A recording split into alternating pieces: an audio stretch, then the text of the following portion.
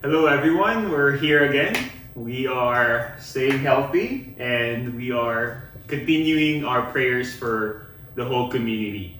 We're here again to reach you all, and we have some things to share. We have questions for each other that we would like to share with you as well.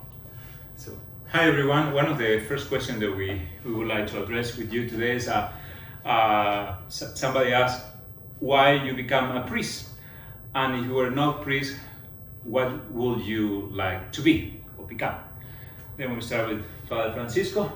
Why you become a priest, Father? Hi guys, buenas tardes todos. Es un gusto verlos otra vez. It's nice to be with you again. Why I became a priest?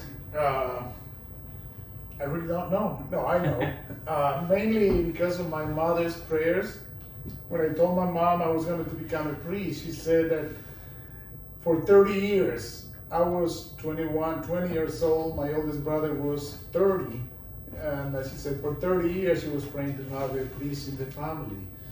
So whatever got in the way, I owe that, and I think it's because of my mom's prayers. But seeing a young priest doing ministry joyfully, visiting the sick, the homes, and so that's what caught my attention, and he lent me books about the life of saints. So that's brought me back to the church and think of the vocation and feel the vocation.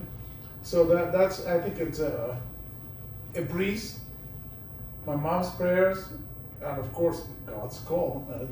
Could have been anybody. We are 6 boys in the family, but I'm the blessed one. I'm the lucky one. And if you will not be a priest, why you? If I were not a priest, I would be probably a PE teacher. Or I was a teacher before I went in the seminary. I taught 4th grade, and I loved it. So I probably will still be a teacher, and I love sports and physical activities, swimming, playing, and so. But I would have been a teacher most likely. Father Francis? so to me, I owe it a lot to my grandmother. When I was growing up, I would always go with my grandmother to the church. And the first thing I think I wanted to share was our house is located right behind the cathedral of my city. And when my brother and I would argue and would end up, with a fight, I would always run to my grandmother because I'm the youngest, I'm younger than my brother. And one time I had to run to my grandmother, but I knew that she was in the church, so I had to run to the church and I had to seek her, protection. And, I was of course protected by my grandmother, but her condition was to pray with her in the church. And so it became a habit that, I go with her to pray in the afternoon. But more than that, like Father Francisco, I was also inspired by a priest, a young priest who was in my high school. And, he was part of our, community. He would pray, he would say mass, but also he would invite us to visit the poor and visit the sick. And, he would witness the life of Christ, of simplicity, of generosity.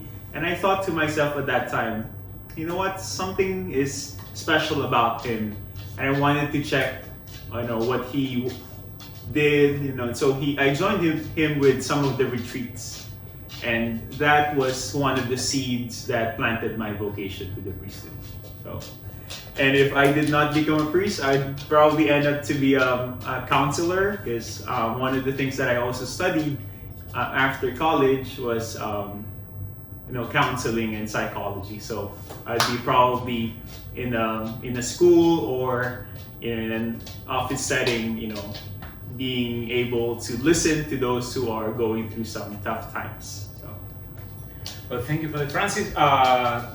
For me, there is not, besides God's call, it's not a specific fact. I knew when I was preparing myself for First Communion, I want to be a priest. Why exactly, I don't know. Later on with prayer and, spiritual directions and reading and knowing more about the church and the priesthood, I confirmed that feeling of that vocation I felt when I was 8 years old. And since then, I was fine. If I will not be a priest, probably I will be a medical doctor, children's doctor, pediatrician. That would be all. ¿Lo decimos en español también o en otra ocasión? En otra ocasión. Thank you so much.